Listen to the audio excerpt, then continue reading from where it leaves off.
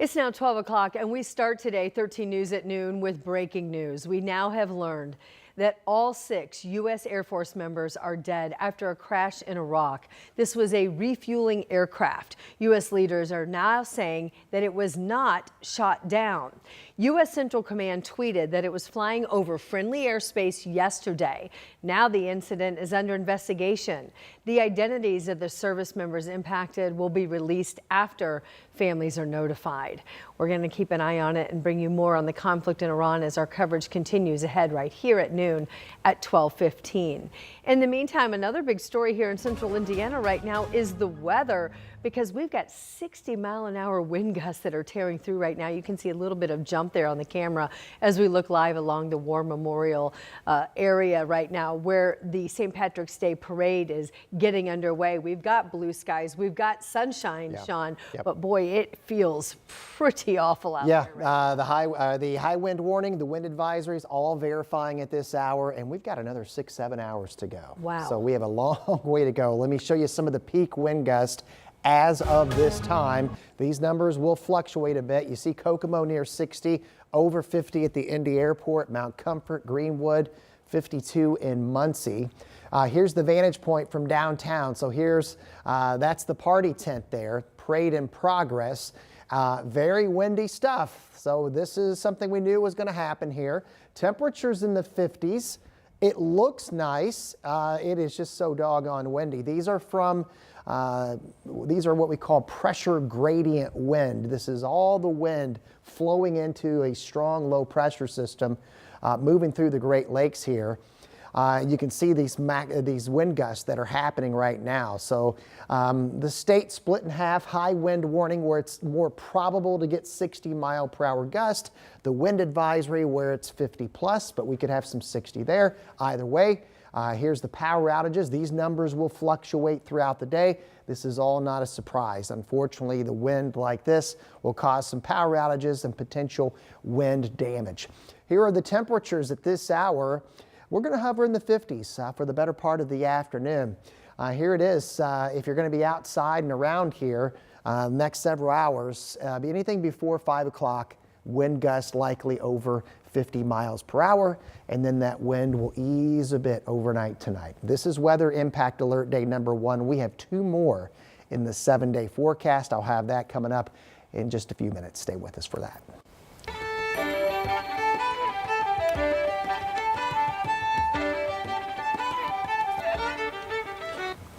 A bit of a jig there. Gusty winds and strong winds, as Sean said, outside right now. But we do have the blue skies and the sunshine prevailing, and that's why crowds are still gathering downtown right now for the annual St. Patrick's Day parade. It is a great day to see lots of kids there from the Catholic schools that are lining the streets, getting their candy. Anna Chalker is out and amongst the crowd. I love your sporting that bright green there, Anna. Oh, Anne Marie, it's my favorite coat in my closet, and I'm telling you, just standing here by the parade, they're passing out beads. I think I have a handful of candy and different things now. Let's just show you it behind us here. We've got the IFD bagpipes now. We are having a party out here, and I'll tell you, nothing will stop a Hoosier from coming to a parade, even if the winds are so strong. You're going to get off on your feet and get a little loose. That's what happened to us a little bit ago. But it is a great turnout here. Hundreds of people here downtown lining Meridian and Pennsylvania streets. They're so excited for this parade, having a blast. Look at them in all their green, spending their Friday off. It's a great time, Anne-Marie, down here. Let me tell you, they are having a grand old time. We've been talking with them. They're just so excited to be down here kicking off the St. Patrick's Day weekend, and we're excited to join them down here as well. So we want to show you this route right now. This is actually going down Meridian, Pennsylvania Street to Ohio, coming back on Meridian. So nothing too crazy, just a little parade, but it's not going to stop anyone. I'll tell you, coming up right now, Mayor Joe Hogsett walking up with IMPD as well.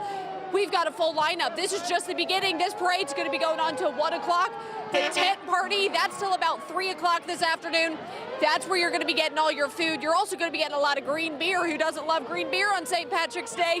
Again, there's Mayor Joe Hogsett out there right now walking with IMPD, IFD. So many officers out here today for this parade. We're going to be checking in with these people. We're going to be having fun in this route. Maybe take a walk with them. We'll see what's going on. But hey, Anne-Marie, we'll have another check for you at 12:30 as this parade gets going. Super fun. All right, Anna, thanks so much. So great to see the mayor and members of IMPD out there. I know firefighters are out there as well. Still time for you to get down there and be part of the festivities. And if you're walking around in downtown, perhaps you'll see this. Yep, part of the festivities for St. Patrick's Day here in Indianapolis involves the Dyeing the Canal Green. This celebration is what kicked everything off yesterday. During our 5 o'clock newscast, the canal will remain green for the multiple days now as we celebrate and count down to the holiday that is coming up next Tuesday. Lots of fun. All right, other news now today at noon, and it comes from Indianapolis Public Schools, now saying that there's some financial issues, facing a $7 million funding reduction all across the district starting as soon as next school year.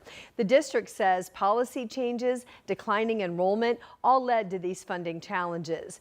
The district says it is now going to use enrollment data to determine funding for each individual school. The superintendent, Alicia Johnson, says the principals at each campus will be the ones notifying families if significant changes are coming to your child's school. The district says that there is a funding referendum from 2018, and that is expiring this year. And now the district is considering proposing a new referendum coming up in November. Also, right now at noon, there is a death investigation that's unfolding to the north in Hamilton County. We want to show you video of the scene. This is near Shady Nook and Westfield Roads from that scene last night. Police say they found a man inside a home in Westfield around 7:30 p.m. They have yet to say how he died. They do say there are signs of trauma. Police say they consider this death a suspicious one. And as we learn more information, we'll be sure to pass them along to you on all WTHR platforms. Also today, IMPD is looking for the person who shot and killed a man on the east side of Indianapolis. Officers say they found the man in a car on DeCamp Drive near 38th and Post Road Thursday afternoon. Homicide detectives now are leading this investigation. They have yet to say anything about a possible suspect or a motive in the case. If you know anything that could help investigators solve this case, you are urged to call IMP directly, or you can call Crime Stoppers at 317-262-TIPS. With that call, you stay anonymous. To Michigan now, where the suspect in a synagogue ramming attack is now identified by the Department of Homeland Security.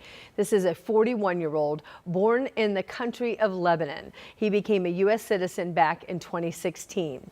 The FBI is investigating this attack at the Michigan synagogue as, quote, a targeted act of violence against the Jewish community.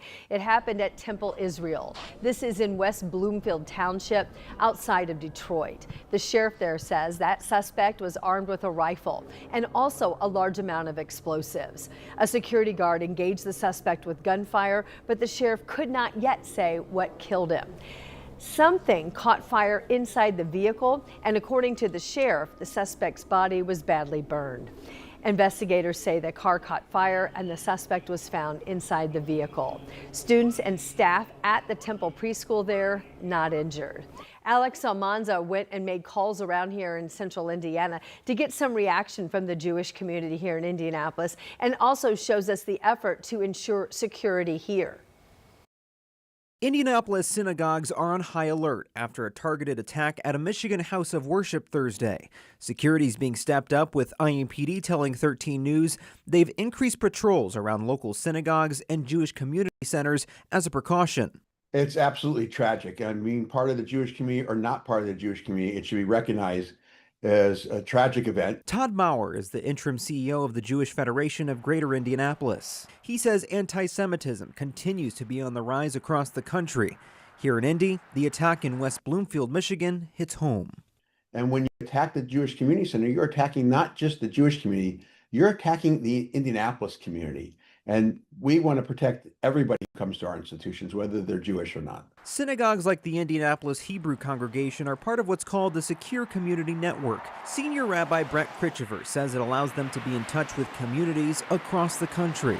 So we're sharing ideas and we're sharing strategies and tactics. What's your message to the Jewish community? We are open, and that we have such strong relationships in our city that we really value that, and that the best thing that people can do, I think, is to just reach out. IMPD says anyone who witnesses or experiences acts of hate should report them immediately.